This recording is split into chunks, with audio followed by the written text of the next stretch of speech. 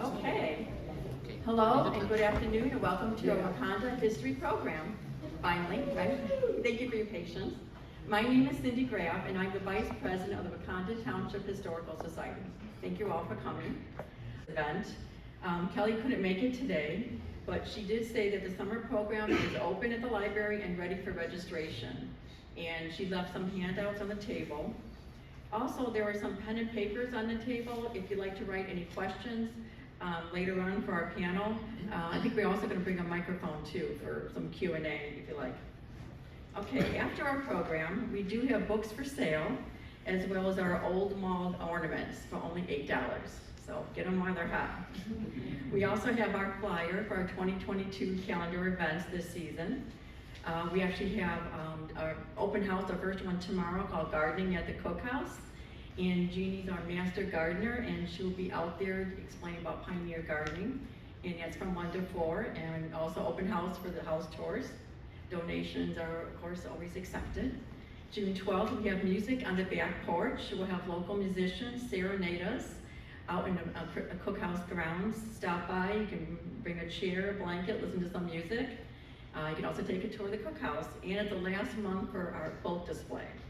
July 10th, we have pastime lawn games. Summer's the time for games and lemonade. We'll have lemonade and old-time games outside. And house tours still available. August 28th is our annual ice cream social and pie. Hope to see everyone there. It's a free and fun event. Also with the library, we're going to partner with them September 10th. And that's going to be our cemetery walk. We haven't done one, I think 2017, 2018, something like that. So we're due to do one, so we're going to do that September 10th. Let's see, got that, okay. I would like now to introduce our Historical Society President, Dan Smith.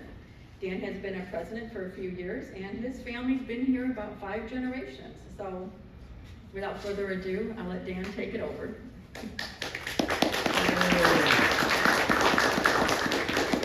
First time I was in this church. It was 1951. I was wearing my cowboy boots. Couldn't find black shoes. I was ring bearer for my Aunt Geraldine's wedding to a sailor stationed in Great Lakes. I must have done a great job. The marriage lasted 60 years.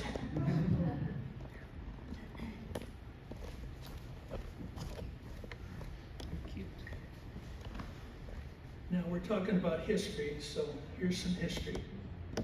Also at that wedding, this photograph was taken. Those were my grandparents, Frank and Carolyn Oswald, who ran a restaurant and tavern in Williams Park called Oswald's Channel Inn. In the original photo, they were 8 feet apart. They must have had a certain fondness for each other. They had 7 kids. But by the time this photo was taken, apparently there was a certain coolness. My cousin Shelley couldn't stand that she didn't have a picture of her grandparents, and so she had this photo fixed. Oh. Interesting. Fake news.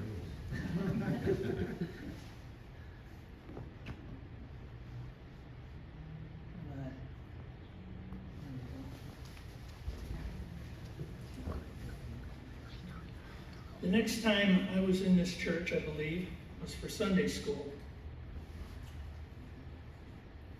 A friend of mine had 2 nickels and I had a dime. And those were supposed to go on the plate at Sunday school. My friend, a clever fellow, ever after a very successful businessman, suggested we each put a nickel in the plate and keep the dime. Well, okay. You get a lot of candy for a dime at that time. But we got caught. I think what happened is that my mother was so embarrassed that for a long, long time, that was it for our family in the Federated Church. My mom jumped in with both feet in the nascent Holy Apostles Church. Her grandmother that guy's mother, a lady who was said to be an Irish orphan from County Cork, was hit by a streetcar in Chicago the day my mother was born. As she lay dying, they sent for the Catholic priest to give last rites. But he wouldn't come because the lady had been divorced. And so the Oswald family became Episcopalians. Holy Apostles was a mission church for a number of years, during which we met for services in the grade school gymnasium and at the American Legion Hall. When my knees hurt, I am reminded that I was an altar boy, or acolyte, all through junior high and high school. One Sunday at the American Legion Hall, we had no communion wine, so I was sent to find some in the bar. I was probably 16 at the time. I found a bottle of sherry, I think, and it did the job, launching me on a lifelong quest for just the right wine. Those who do not learn history are doomed to repeat it. We've all heard this. You may think Winston Churchill said it. He did say it in the House of Commons in 1948, but he was paraphrasing George Santayana, a professor at Harvard, born in Spain, who came to America at the age of 8, became a very well-known philosopher, wrote lots of books. If you look up online, you can probably find 200 or 300 quotes from Santayana. But he achieved lasting fame when he was mentioned in Billy Joel's song, "We Didn't Start the Fire." As that song goes whipping along, one thing after another, he says, "Santayana goodbye." Santayana died in 1952. What Santayana actually said was, the one who does not remember history is bound to live through it again. But it's the Churchill version that's caught on and is now heard and seen everywhere. It's on a plaque at Auschwitz. It's in the subway system in Berlin. It's at just about every military cemetery. And it's probably in every history course ever taught since. It's an attractive and comforting thought. Just learn history, and then there'll be no more depressions, no more wars, no more genocide, no more famine, no more tragedies. Santayana also said, only the dead have seen the end of war. So he apparently had his doubts about it too. And Mark Twain, it is not worthwhile to try to keep history from repeating itself, for man's character will always make the prevention of the repetitions impossible. So is it true? I don't think so. So if not that, why do we want to learn and study and preserve history? Why should we set aside fun and entertainment in our leisure hours to pursue history?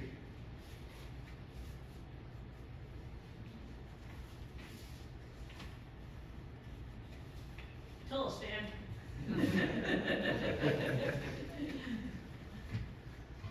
4 pages to get through things. Okay, history puts the common in community. Whether it was history from 186 years ago, when Justice Banks showed up here, or history from just the past few years, it provides common ground, and ground is what we stand on. It shows you where your traditions came from. Traditions bind the community together. Community bound together is a stronger community. It shows us that there are different ways to view facts. Cherish the facts, or reach your own conclusions about what they mean. It helps us to not be panicked or overwhelmed by current events. The only time panic is a good thing is the night before an assignment is due. Other than that, not so good.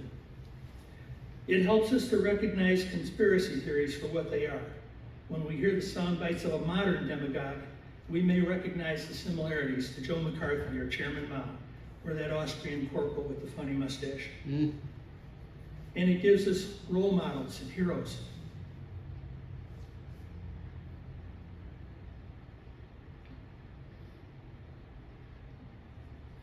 Pardon me while I think about my dad.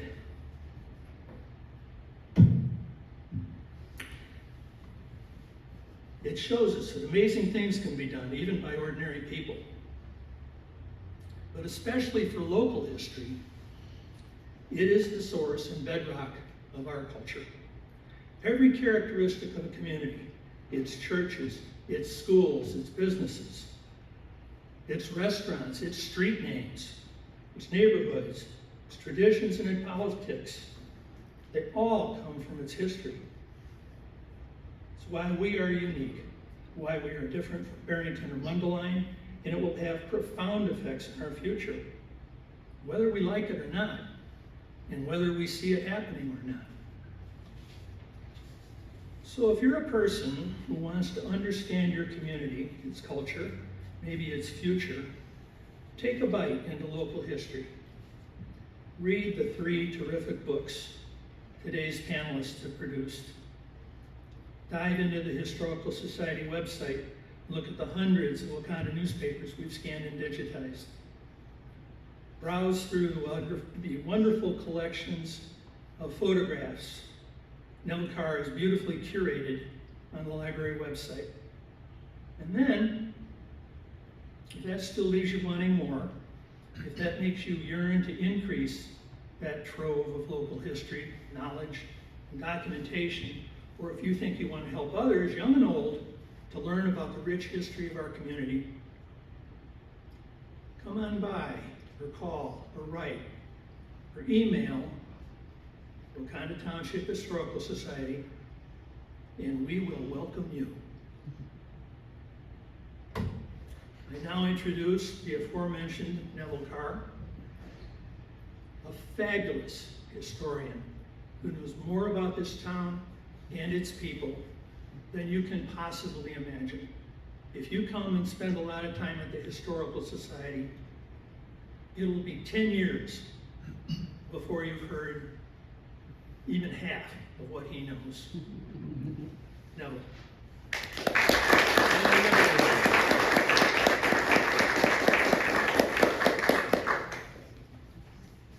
Thank you, Danny. I've got my people that I want to thank too, very briefly. Don and Louise Bundy have spent hours and time with this sound system. They're the sound people at the church, and they're very sound. So thank you very much.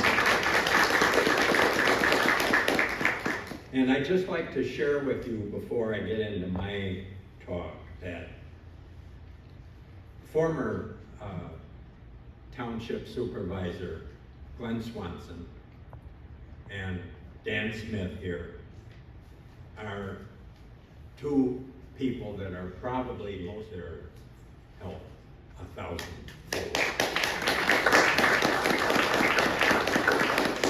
So now, thank you for being here. You want to get me rolling here? I sure wish I could know. Thank you for being here today. I appreciate it. This sort of proves that there's not a big audience when it comes to history, but it's important.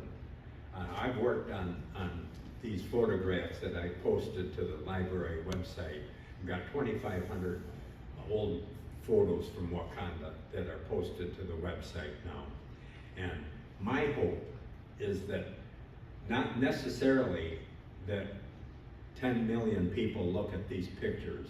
What my hope would be is that 100 years from now, if there's somebody out in Kansas City that's interested in following up on their people that came from Wakanda, that they will have a place to go, an archive to look, to search.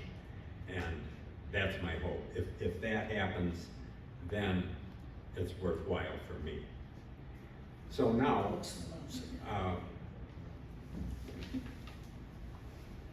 we need help. I don't know. I will tell you before we get into this, we get my pictures going. Years ago,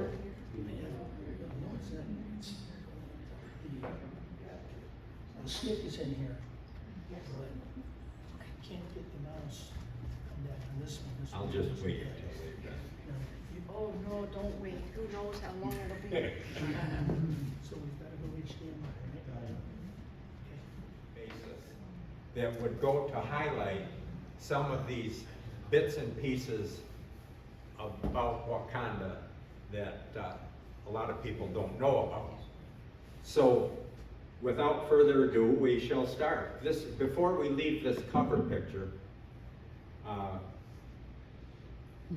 I love the Emily Dickinson quote, and that means a lot to me. That it will never come again is what makes life so sweet. When I look at these pictures, I think to myself, that's a moment in time, and that's the way it was back then. One of the features I had with my posts, I had several pictures that were entitled, Do You Know Where You Are? And this is one of them. If you're familiar with Wakanda, picture yourself on Slocum Lake Road, where Osage Street crosses Slocum Lake Road, and you are standing on Slocum Lake Road and you're looking north on Osage Street in this picture. In 1916, this is the Hubbard Farm, by the way. This is the southern border of the Hubbard Farm. So if in 1916, right over here is where the new high school was built. And now the middle school is there today. And then further on down, on the last 40 acres of the Hubbard Farm, my father subdivided that property and called it Hubbard's Wood.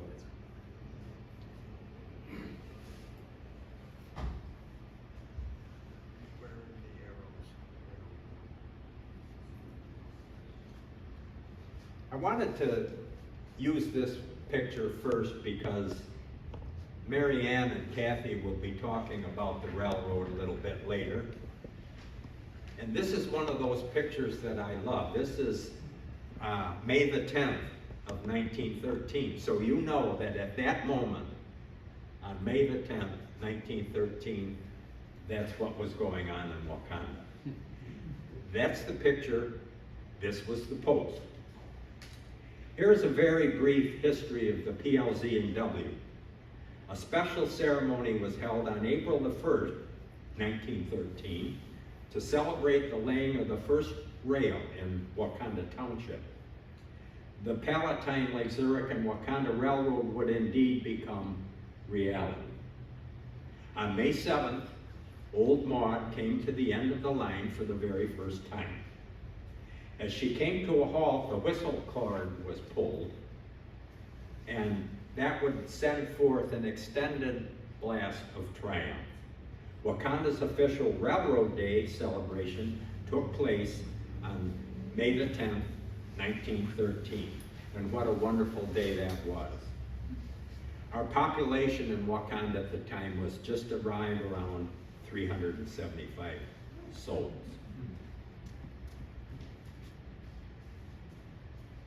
Wanted to show you this very quickly. This is wonderful that this is the forum we're in today, because everything seems to be that we're talking about today happened right around here. This is the Old Baptist Church. Now our sanctuary down there is the Old Baptist Church. So as you can see, the train ran right by these windows and stopped a few hundred feet up at the intersection, near the intersection of South Main Street and Liberty Street. Although at the time it wasn't Liberty Street, it was Barrington Road. So that's that picture. Now, this is another reason why I'm glad we're here, because this is the gravestone of J. Wright Bennett, who's buried just a few hundred feet down this way.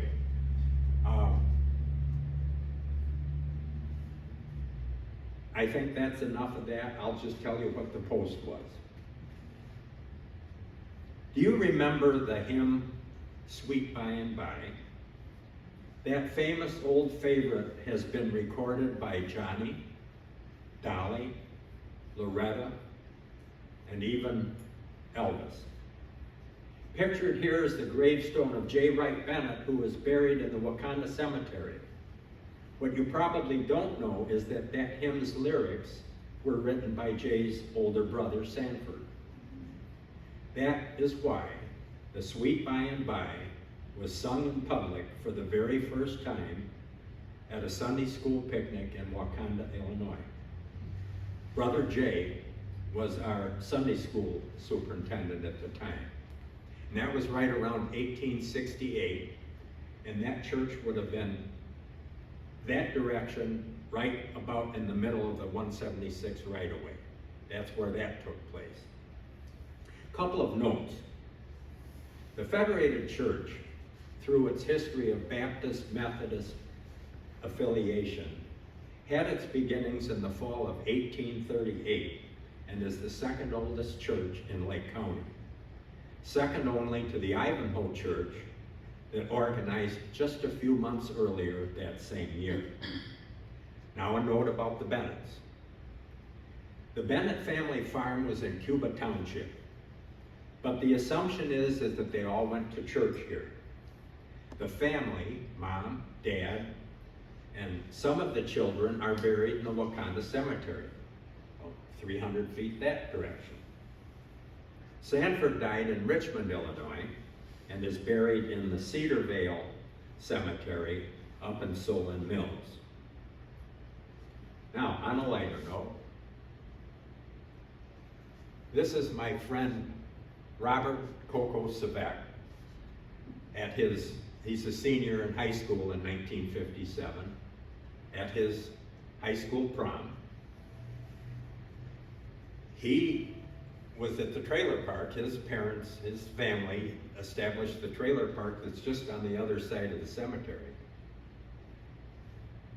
So this is the post. For many years, May has been prom time at Wauconda High School. Pictured here is Robert Kokossac at his high school prom in 1957. His beautiful date is 16-year-old Cynthia Maddox. Cynthia often visited her grandparents in Wauconda during the summer months. In just a few short years, she would go to work as a cartoon editor at Playboy magazine.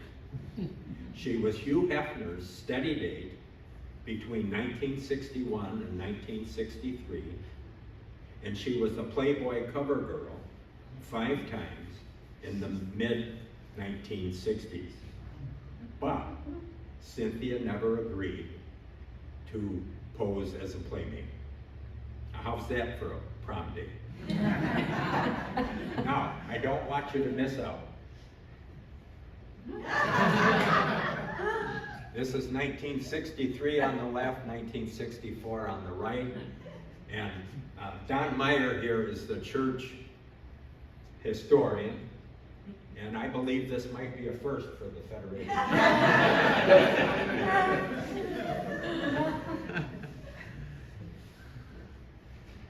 This is a picture of a classroom at the Wauconda Grade School on Osage Street, taken in 1930.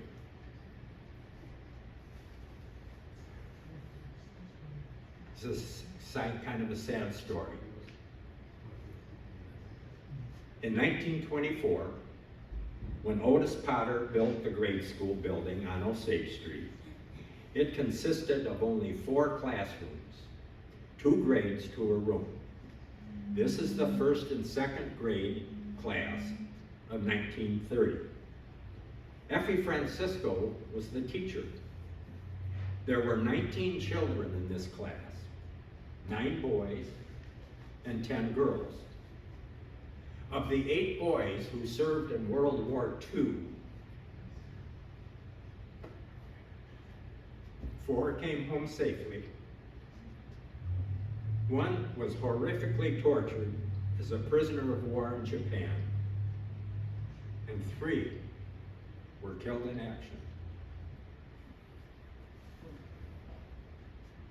If only our leaders could see their soldiers as first and second graders. We will never forget their service, never. This was posted near Memorial Day in 2021. While we're on this picture, another kind of interesting thing that happened in history. This is my friend Janet Hieronymus. Janet Hieronymus is still with us. She's no. Oh no. Well, thank you. I'm sorry, but we're talking about her today. Bless her heart. She was so short that her feet were on a cigar box, so she wouldn't be uncomfortable. Back when she was grown up and a young lady, she was on her way home from work one day when Herman Mayman up on Main Street stopped her and asked her if she would take a message to Phil Froke and his wife that their son was lost in World War II. This is Bud Froke right here. So she's the one that delivered the telegram to her folks. The first telegram was just that he was lost in action, but he did die just before Christmas, 1944.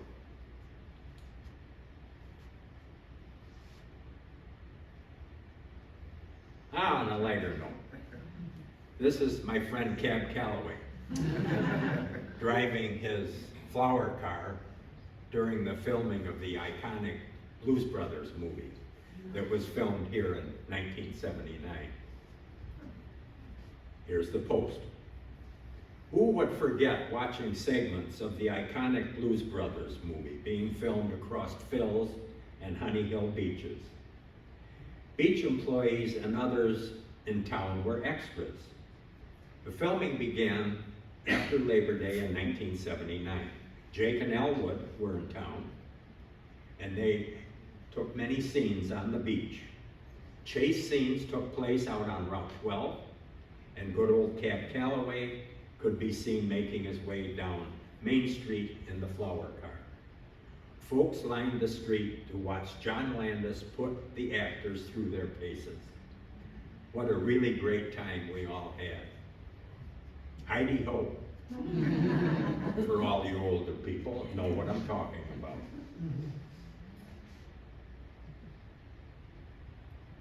Now, I want you ladies in the audience to cooperate with me today. This is mid-60s Phil's Beach. And I'd like you to close your eyes and remember back to when you were 16 years old. You can do it. Just remember. You're 16 years old. We're going to take a trip to the beach. School is out. Spending time on a beach blanket, but rarely going in the water. A can of Coke in my hand. Listening to shouts and laughter. Gabbing with friends. Being put to sleep by the warm sun. Drinking in that copper-toned fragrance. Theme from a summer place, playing over the loudspeakers. David just bought a used Chevy convertible. It's 1965. The sky is blue. The clouds are marshmallows. And I don't have a care in the world. Life is good. Will I ever be this happy again?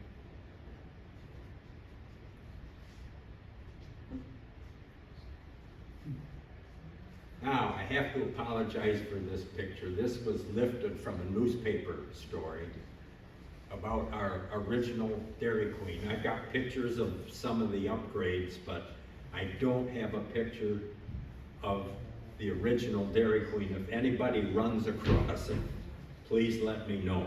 The Dairy Queen was built in the early 1950s down on West Mill Street, near Route 176. And it was right next door to the roller rink, and it was right across the street from the Elm Theater, right around the corner from the bowling alley. That was the center of entertainment in Wauconda years ago. And here's the post. Here's a true story that will give you a little idea of what it was like growing up in Wakanda in the early 1950s. Young Harold Shade was sent to the Dairy Queen after supper every once in a while to get milkshakes for he and his folks. Back then, a milkshake cost 25 cents, so Harold was always given $1. Somewhere along the way, he lost the money and realized it only after the shakes were in the bag and ready to go. He started to cry. Tears came into his eyes as he tried to explain what had happened. He was so embarrassed. The owner's wife was such a nice person. She said, "Harold, you've been a good customer of ours. Go ahead and take the shakes home and don't worry about it." He thanked her, of course, and when he took the bag and started to leave, she said, "Harold, wait a minute."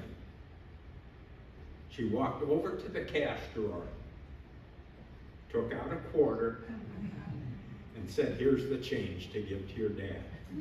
Isn't that wonderful? I've told that story at least 100 times, and I pray that I'll live long enough to tell it 100 more times. That's a wonderful small town story. But guess what? That wasn't just Wauconda. That kind of friendliness was all over the country back in the 50s. Sometimes it's a little hidden today. We don't know where it is, but I think it's still out there. Now for my last picture, this is another one of those "do you know where you are" pictures. This is North Main Street. Right here is the bridge, and maybe you all don't know there's a bridge there and there's a creek that runs under the road, but that's called the outlet. That creek runs from Bangs Lake to Slocum Lake to Fox River down the Mississippi eventually. So that's where that is. Here's the post. Do you know where you are? You are headed north on North Main Street sometime in the 1890s. The outlet from Bangs Lake runs under the road here. On your right is the Clough home hidden in the trees. In 1926, Phil Frohlke will establish his beach here. To your left, on the far side of the creek, Uncle Claude Baisley will build his lunchroom in 1933. And beyond that, Pete Broughton will establish his gas station just a few years later. By the way, did you know that Uncle Claude's has become my favorite place? Why don't you stop by for a moment? One last point. Because this bridge, I ran across an old Waukegan Gazette that was published in 1890, mind you, and it had a poem about Wakanda, and it rambled on and on and on. Not very professional, but it was about Wakanda. Well, this is about a segment of that poem. The bridge was mentioned in an early poem published in the Waukegan Gazette in June of 1890. And here it is. But down by the bridge we'll quietly go to see the young men all ranged in a row. For this is the place, as doubtless you know, where each girl goes and takes her best bow. So, as I close today, it's comforting to know that some things change and some things don't. Thank you very much.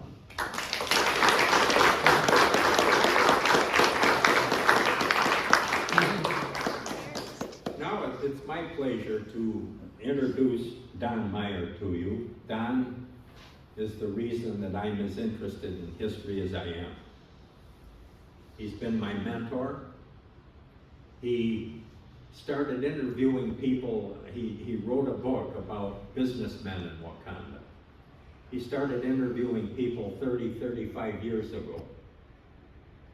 And they're all gone now practically. But he did that work back then and had the presence of mind to do so. He also has a very nice scrapbook of old postcards, old Wauconda postcards, and that's what got me started in my picture project. So without further ado, Don is going to talk about and by the way, he wrote a big history on the Federated Church too. He worked years on it. But he's going to talk today about the mural for a few minutes. Don?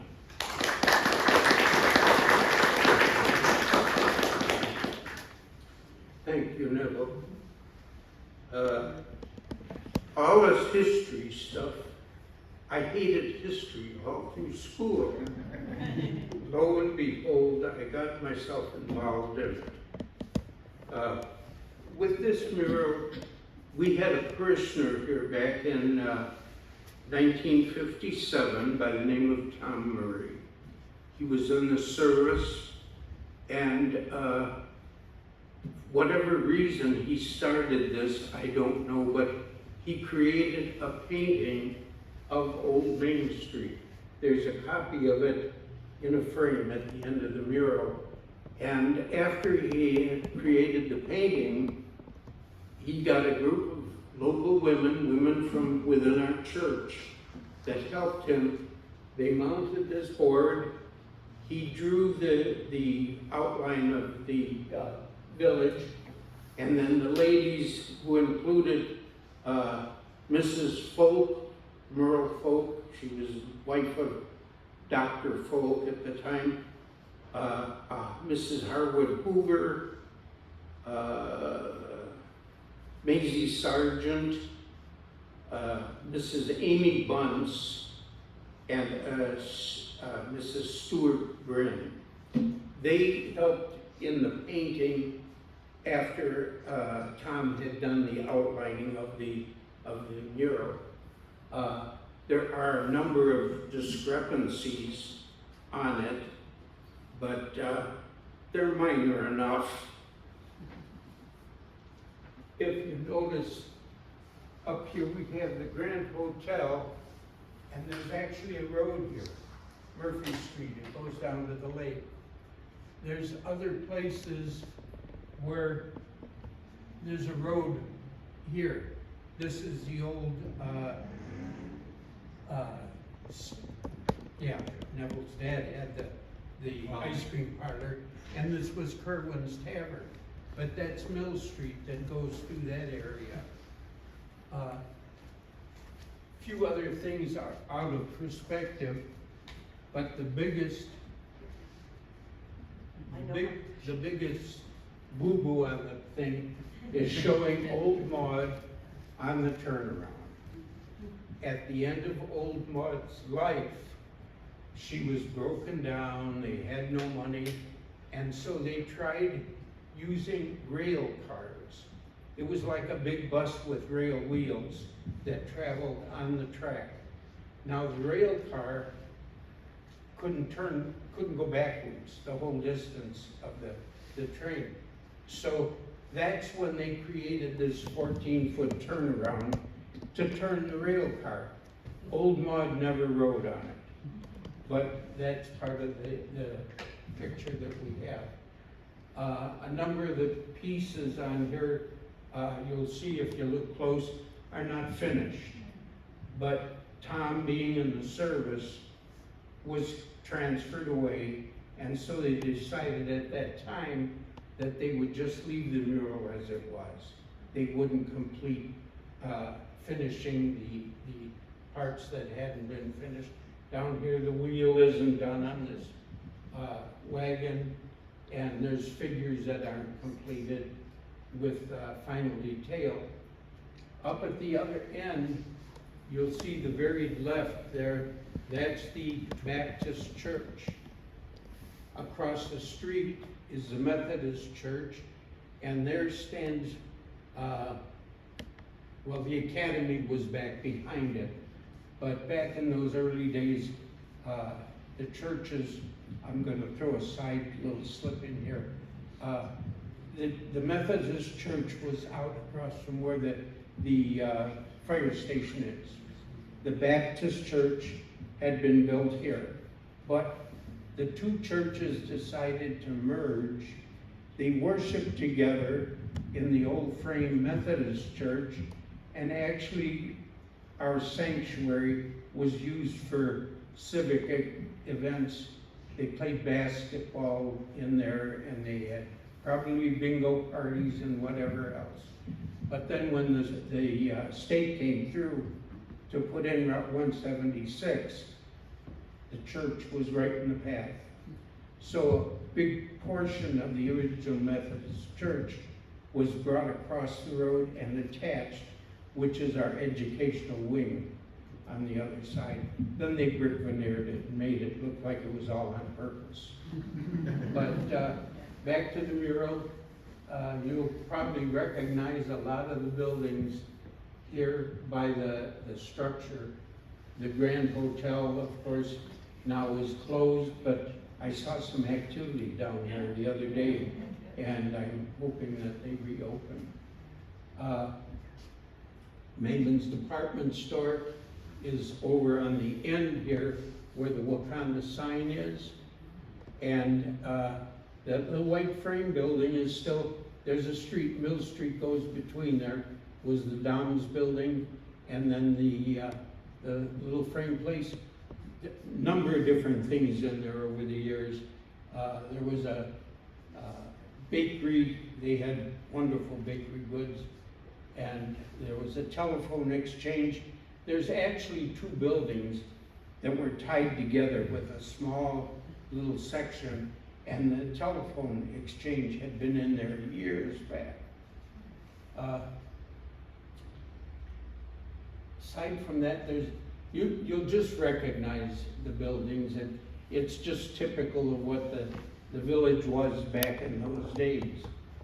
If afterwards you want to come up closer and really see the work, it was quite an undertaking. And as I say, these women helped Tom with the painting, and I don't believe any of them had real art training. They were just willing to help with the painting under Tom's direction. They did an exceptional job on Old Maud, and I'm sure she didn't look that sharp. I don't know if any of you have any questions about the... Don, my question is, with the people that are depicted, Yes. was there any reference to any of the individuals? Did they maybe sort of I doubt it very much. I think it was strictly filling in with scenes, people, and vehicles of the time.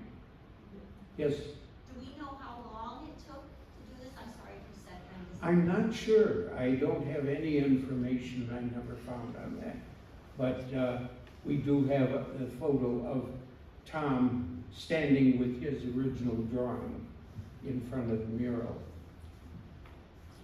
You know, I made a mistake. This roof here down, that was the Baptist church, and that was the Methodist church across the street. Are we gonna commission someone to do the back wall? I really don't know. I wouldn't want to be involved. So I don't know if any of you have it. This was Peterson's dry goods store. Neville's wife's family bought the store from Len Peterson, and they lived in the upstairs apartment, and we'd go in there to pay our electric bills and our water bills until they relocated and put a new building up on the other side of the street.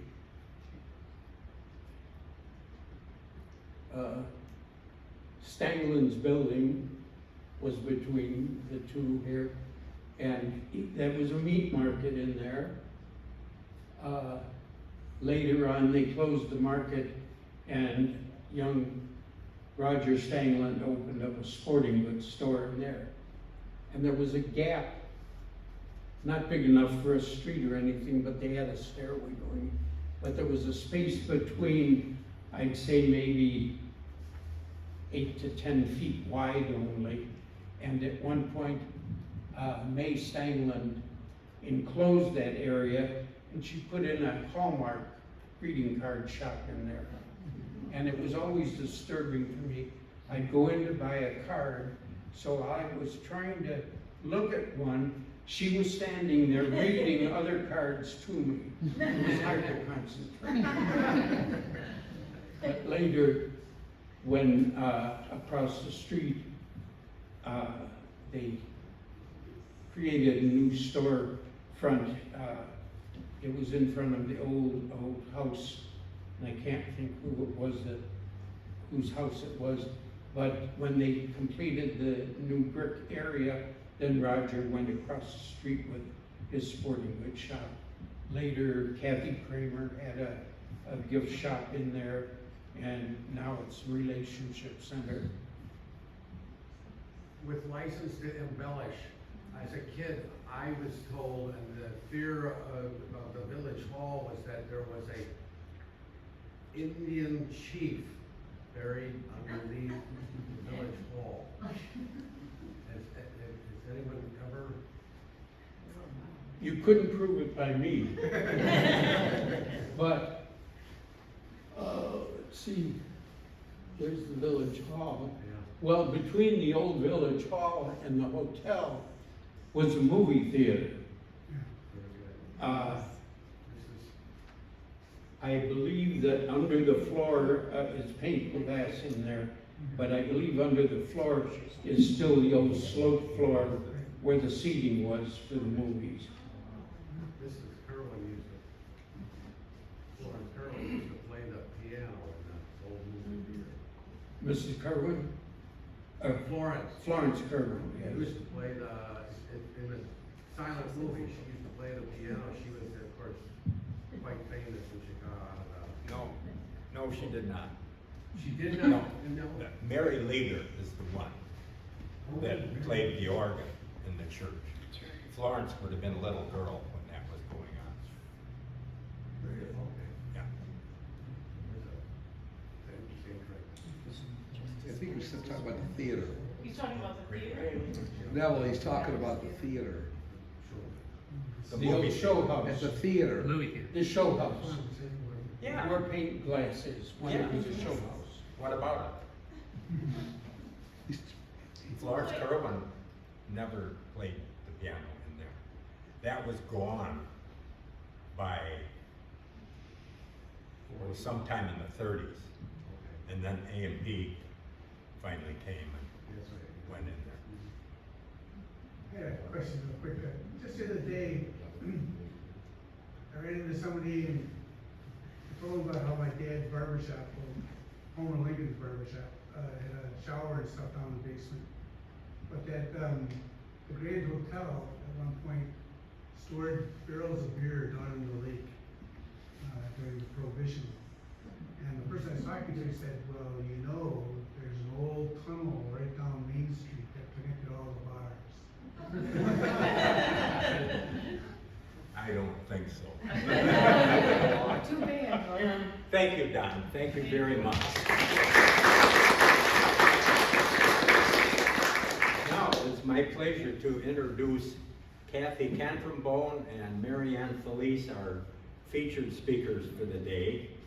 They, years ago, took on the horrendous task of writing this book. It's part of the Images of America series. You've probably seen them on bookshelves. Wrote the book about Wakanda.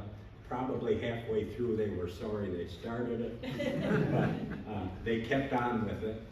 They have their own history with Wakanda. The Cantrambones came out in the before World War II with their summer cottage, and generations of the family have stayed there over the years, and that summer cottage is still there. It's probably the last summer cottage in Wauconda that's being used that way.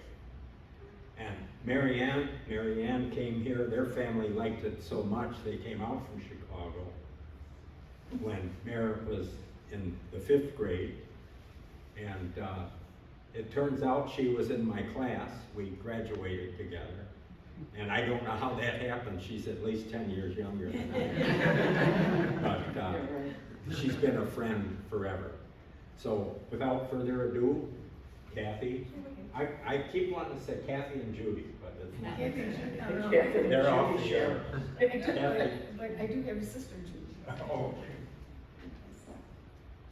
Well, I'll get started. First of all, thank you very much for inviting Mary Ann and me to come. And yes, you're right. I don't know what made us do the book. We are happy now that we did. Definitely a labor of love. And what Neville was saying about a picture being caught, that it catches a moment in time, that's exactly what this book does. And even though you might not know everyone in the book, it really introduces you to people who came before and who made the town.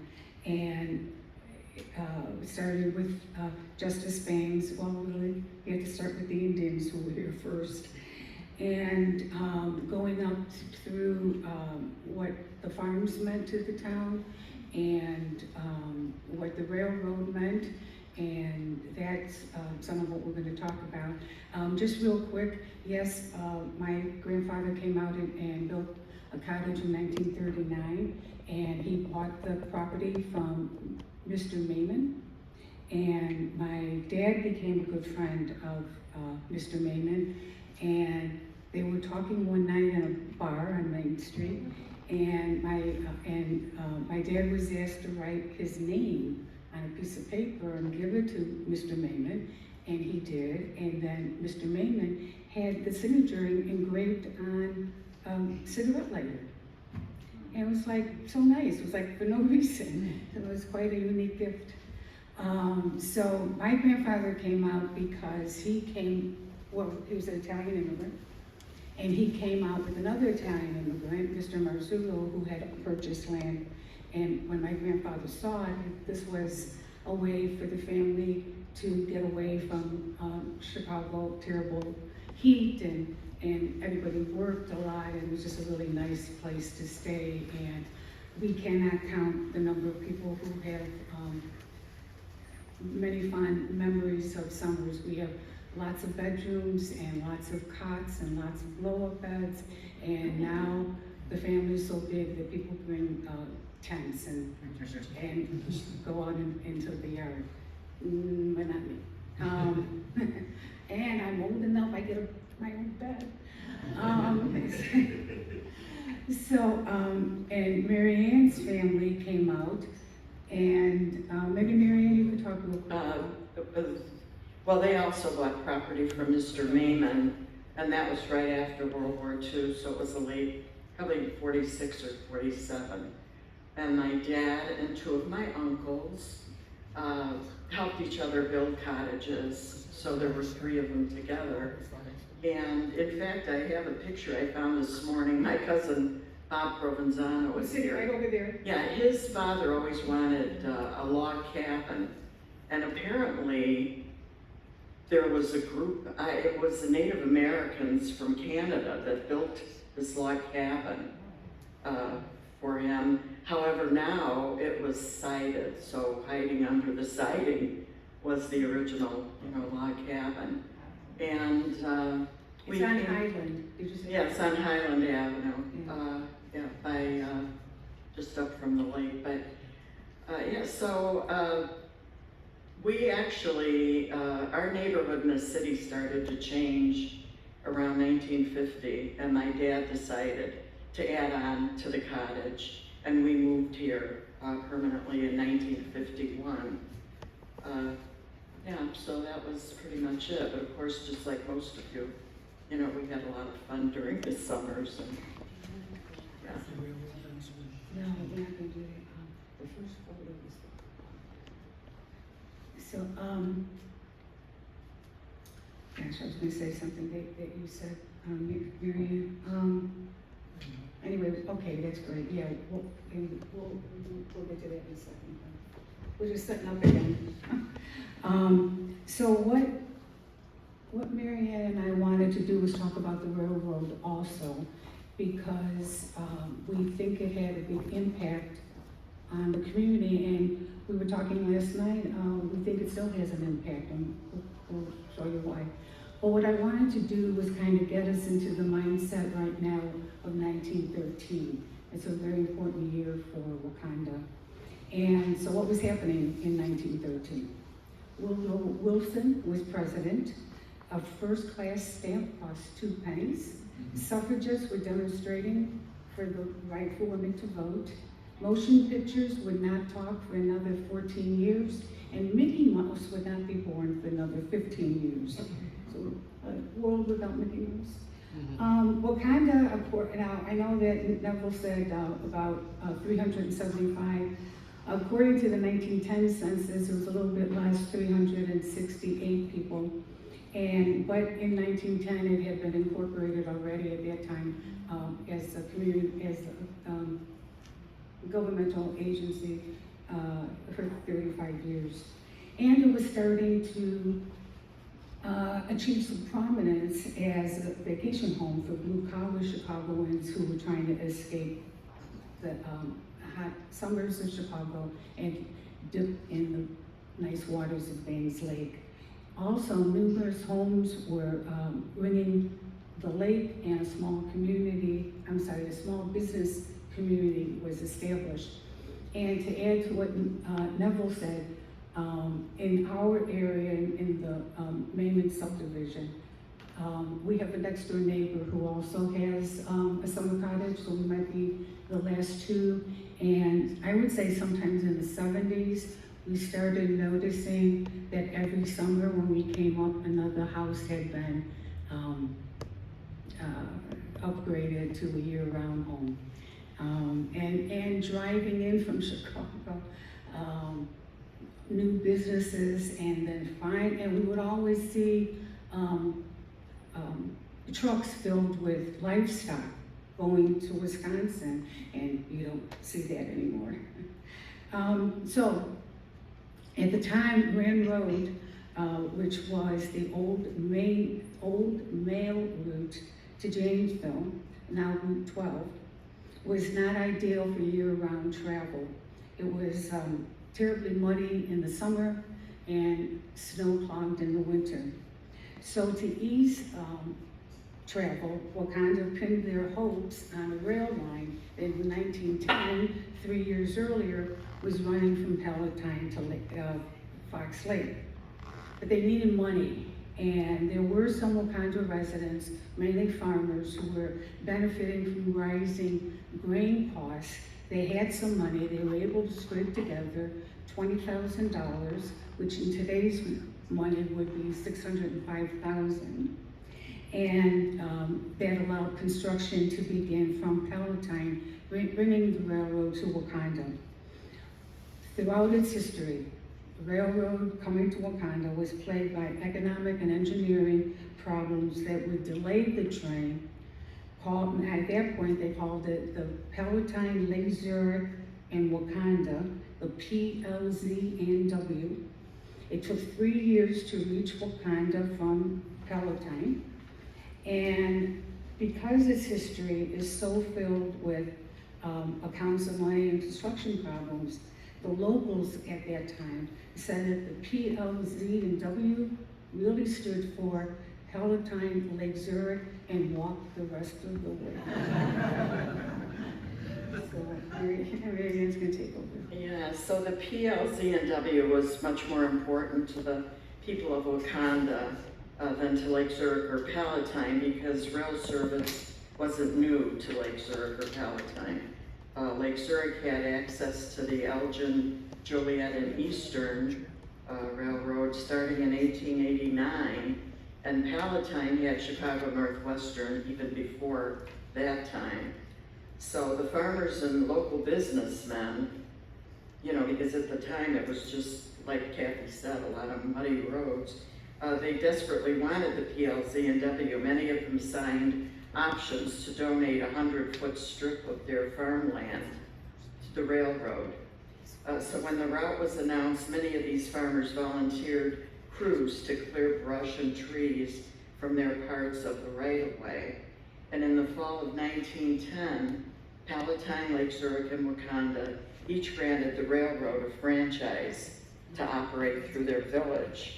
And Wauconda also leased to the railroad the present Memorial Park area for 50 years, which became the right-of-way because the village didn't allow a bridge to be built north over Main Street.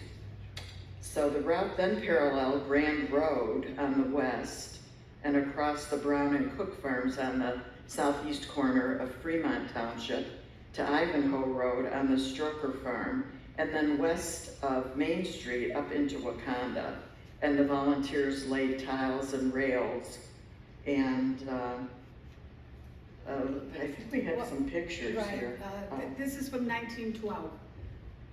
So they are preparing the ties, I don't know, those are ties? Or Making ties. Yeah. So you can And, see back on the right that there's a steam engine, which is probably running their saw to make the ties. And then there might be another picture of the grading.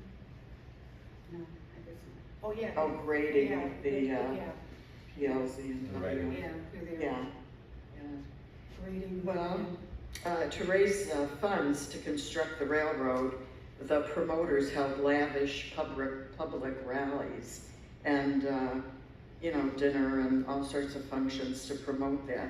The final leg to Wakanda was completed unofficially on May 7th, 1913, thanks to work done by paid employees, volunteers from Wakanda, and management from the railroad itself. Once the last spike was driven, the steam whistle on Maud was blown for an extended period of time to announce the accomplishment. And as you saw in Neville's presentation, the official celebration of the PLZW for Wakanda was May 10th, 1913. However, I was thinking about this because Justice Bangs, the founder of Wakanda, he seemed to jump on board of the idea. I read this in 1853. Possibly it was on his radar because of the railroad that was opening in Palatine in 1855. And because of his vision, he could foresee a railroad, the benefits of a railroad in Wakanda, even back then. However, the first train pulled into Wakanda 60 years later, or 18 years after his death. So it took a little while to accomplish, but it was something that he obviously thought about once, the railroad was 14 miles from Wakanda and Palatine. Yeah. So the railroad allowed the local farmers to get higher prices for milk by checking by telephone which dairy was paying a better price that day. They sold their milk in the Borden Dairy in Wauconda and the Bowman Dairy, which was in Palatine. So This is the one that was right. farmers, the Borden Dairy building was located out behind the Wauconda Cemetery, not too far from the Baptist church. Farmers from all over would bring their milk here to be shipped to Chicago, and the building was situated on the PLZ&W tracks. So, do you want to say anything more about that? No. Yeah, so the railroad carried agricultural products, local passengers, and Miss Castile, who was a school teacher, a local school teacher, all dressed up, looking pretty, Yeah, very getting stylish. ready for the train ride. And summer vacationers from Chicago to Bangs Lake and the many picnic grove areas along the line. But still, the underfunded, poorly constructed line did not help to develop Wakanda. The community's population grew only to about 550 by 1939, and 29 years earlier was, 368 or 70. But the population did start to grow in earnest after World War II. And probably because of the automobile, that probably made a big difference too. So this is Maud tipped over. Yeah, very nice. And again, because they didn't have money, and so they couldn't even lay adequate tracks, and that's how it got the name of Walk the Rest of the Way, because things like this would happen, because everything was the cars and things that they had, they were secondhand from the Chicago Northwestern. So it was pretty tough.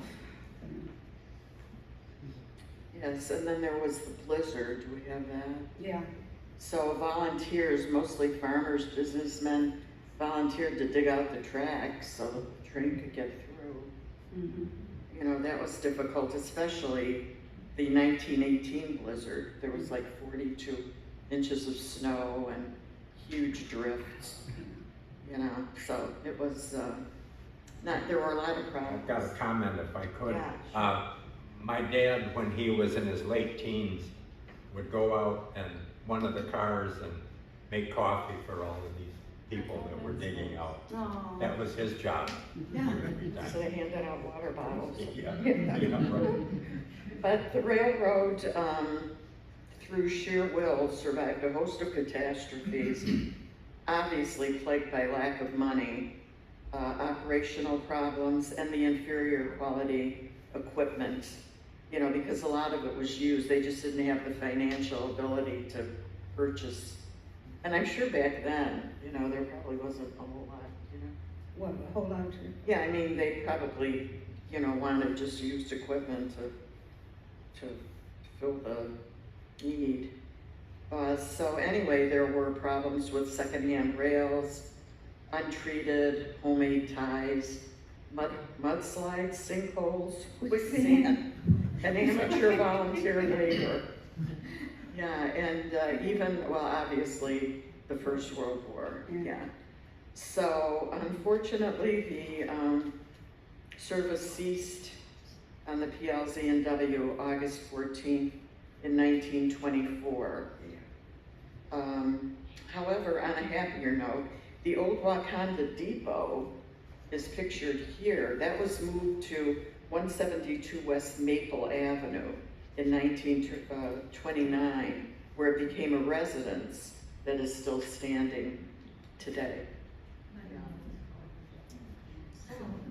And just as a side note, we were talking last night again, what effect a railroad has on town. So according to the 2020 census, Palatine now has 67,875 people. Lake Zurich has 19,912, and Wakanda has 13,629. So you wonder what would have happened if Justice Bain's idea in the late 1800s would have come to become a reality. So that's it. Want to try this YouTube? Oh, that's right. Oh, yes, and We so found to this end the incredible- program, we decided, Incredible video yeah, we found a really cute by a video. trio, but there's only 2 people in it. But they call themselves a trio. If we can play it, it is, It kind of gives the story it of will reinforce the everything you've PLZW. heard today about the railroad in a much more entertaining way. So can you play it? No, it wants an app. I don't know what app it needs. It's saying it needs an app. I'm wondering, can we just go to the internet and pick it up there? I think my phone can use it as a hotspot. While they're doing that, we can have a moment of questions. If you have any questions, we'd be happy to help you with them. Yes, ma'am. My husband's family of 7 generations in Wauconda. His great-great-grandfather hauled lumber to build a Baptist church in Wauconda. And I believe the picture was done, I was secretary here at the church in about 64, 65, that was when it was there. And my great-grandson has just graduated the 7th generation in the Wakanda school system. Yeah, wonderful. That was Virginia Raritan. They've been here a long time. Any other Me, I'm questions? Chicago, father, the Gilberts, in fact, Bob's great-grandfather preached in this church. Oh, we did. Good for you. John? My question is about vacationers coming from Chicago to our town in Bangs Lake. Why didn't they just go swim in Lake Michigan? That's my question. Well, it was a lot colder, for one thing. And the main thing they wanted to do was to get out of the city. For years, in the late 1800s up through the early 1900s, we had what they call summer hotels. There's still a summer hotel in Wauconda, and it's located on Slocum Lake Road at 134, Slocum Lake Road, that big building. People would come out in the summertime. When the railroad was here, they'd come out on the train, they'd deposit their wife and kids, and then they'd go back and forth to work. But the wife and children would be out here because the city of Chicago or any cement jungle like that was just so hot. There was no air conditioning in those little apartments. No. People lived in the city I and they haven't wanted to known. get away and go out to the country. Yeah, and it was getting away. It was like being on vacation. Thank you. Anything else? Yeah, no, I'm sorry. Don't be sorry. The railroad was built on Gilbert property, Bob's great-grandmother's property. Right, I know that. That's right. See, that all this history is here. We've got the Baisleys here, all the folks. Ray, you've got a question. No, I just wondered, is there some kind of a marker or anything, where exactly did the train come to an end?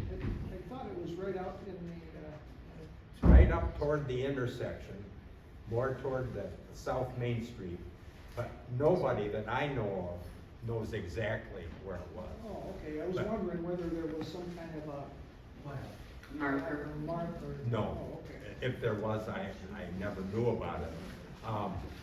I will tell you though, that if you go back in the trailer park, there's some of you can see where the train ran. Yeah, up by Campbell Pike. I have pieces from the old railroad and, nails. The spike?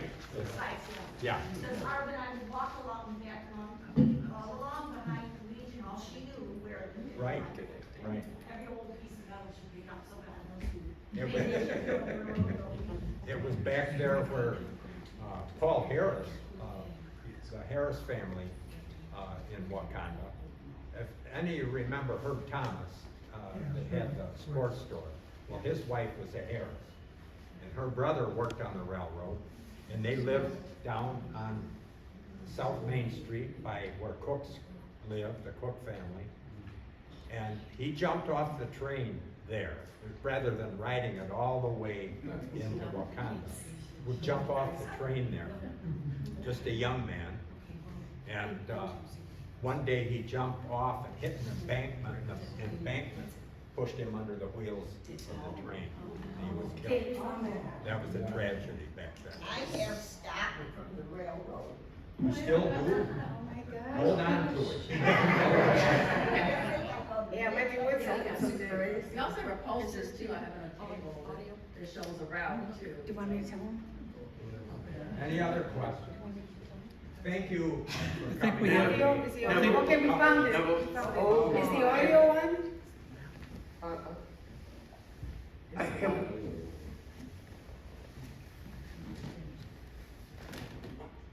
Turn up. Okay, the audio should be on.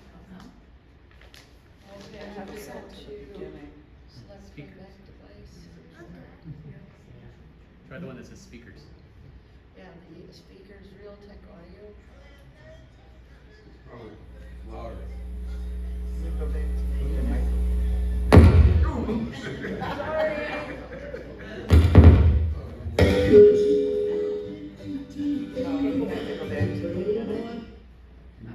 then full screen. All right, we got it.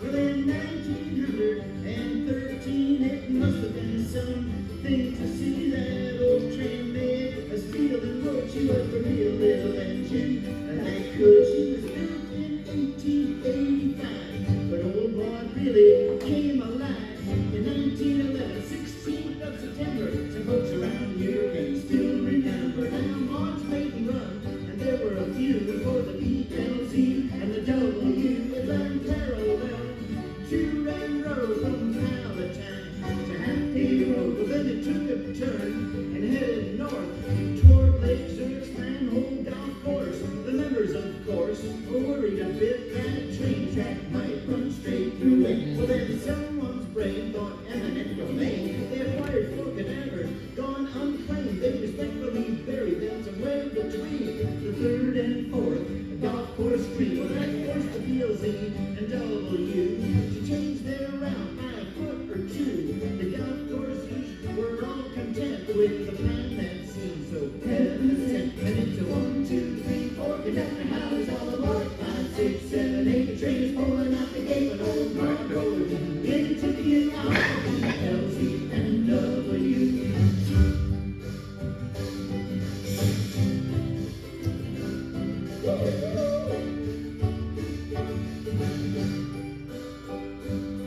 Well, it's farm people out to play. 3 trips a day, 5 times Sundays.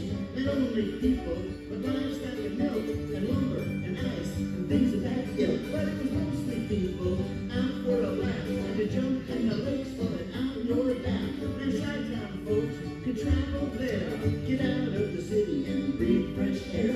Vacationers out to have fun would get away in the Illinois sun and get aboard more just on a whim, looking for a lake and an afternoon swim. There was Sylvan Lake, Bangs Lake, Cedar Lake, Briggs Lake, Honey Lake, Forest Lake, Diamond Lake, Lily Lake, Iron Lake, Slocum Lake, Silver Lake, and Lake Alani too.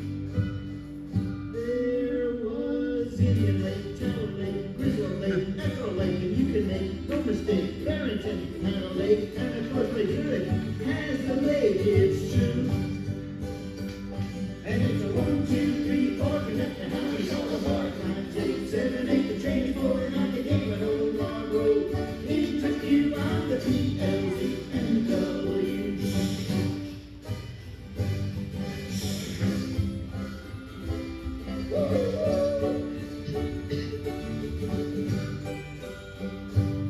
Well, then on January 5th, 1918, came the biggest snowfall they've ever seen. It snowed Saturday, Sunday, Monday too. It buried the tracks, and this is true. Clearing the tracks would not come cheap. When the snow stopped falling, it was 20 feet deep. Passengers stranded, deliveries stuck. Whatever they tried just wasn't enough. Well, the community responded and strained their backs. They shoveled and shoveled to clear the tracks. The snow was moved by family and friends. Then wouldn't you know it, it snowed again. But not to worry, and this ain't no lie. The snow is all gone by the 4th of July. And in the end, the fact remains, life around here wouldn't be the same. It's a 1, 2, 3, 4 conductor house all about. 5, 6, 7, 8. The train is pulling out the gate with old Mark Road. Into view of the PLZ and W.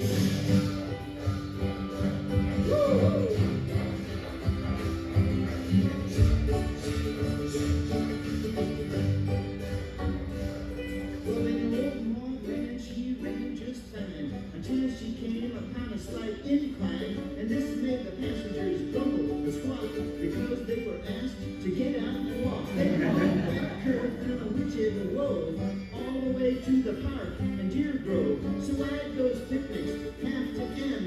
Why Maud stopped running around then, well, a few things happened to seal her fate, to end her run in this great state. When the war broke out, it took its toll, cause the government needed all the coal.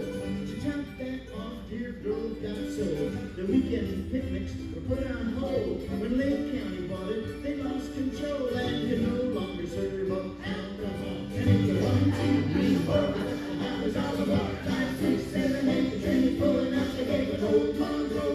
Interview on the PLC and the W.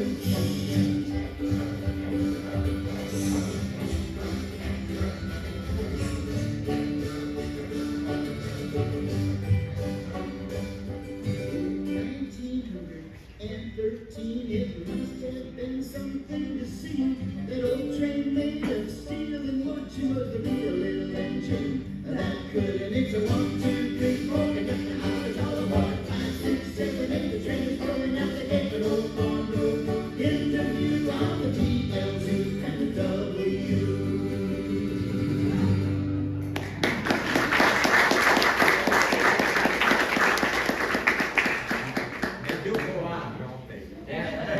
If you saw the one picture in there of a little train car that kind of looked like a streetcar, that's what Don was talking about. That's what they were able to turn around on the turntable. And those ran on a gasoline engine.